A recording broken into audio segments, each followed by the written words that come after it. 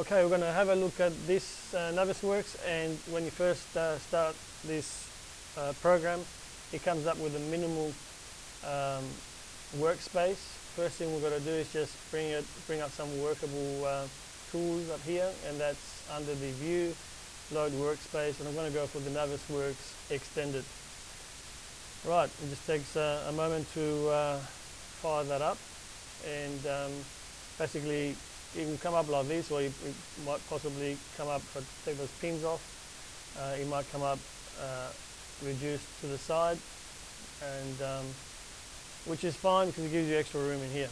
Now, what we need to do is just show you how to select stuff. Basically, that's the first thing we need to do. And the resolution should be set to last. If it is set to last, it means if I click on one thing, I'll get one thing. If it's set to something else, say a layer, I click that, it gets everything that's set on that layer. Or we can set it to a file, and it just means if I just escape that, click on one thing, I'm getting the whole file, which is handy if you've got more than one project loaded in, as you usually would have in a Navisworks situation. This time I've only just got one Revit project opened up actually in here. What's good to have always pinned up is this selection tree, this one here. So I'll just pin that up. That's a bit like your Revit browser, and you can expand that out. You can select in a couple of different ways. You can, for example, go to here under structural framing, perhaps.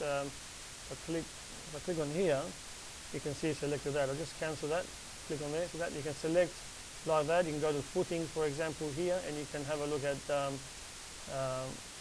holding the control key down. We also select these other things here. So I'm not sure why they translated across as like that, but it's just the way it came across.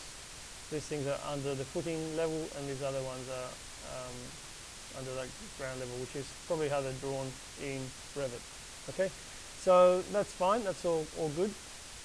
So there's a couple of ways of doing that. What else do we need to know here? Let's have a look. We've got the viewpoint. Okay, so that's for markups. By the way, the appending thing here is good for when you want to add another project into it. So you just click append. It's like an open file thing. All right, what else is there? Looking at this thing here, file options, project. Okay, right. So this is basically these buttons here mean that the clash detection is up here. We'll look at that in a minute. If I click it back, it comes back to there. All right, it should just fold back in theory. Okay, there it goes. Okay, so let's go. While we're actually on the selection thing, I might just show you something that relates to this a bit better. If under the under the sets here, if I just pin this, it'll go on beneath, or beneath this other one. I'll just make it so it's a bit bigger. You can actually drag these things out, and when you do drag them out, these little things are presented on the top here, for example, or this one over here. So I can bring it over here. I just got to click there. All right. So that, and the same here. I can actually dock this thing below if I want, or above, or to the side of this thing. All right. So if I did that, it would be like that. I think it's a bit small though, so just a little bit bigger. All right.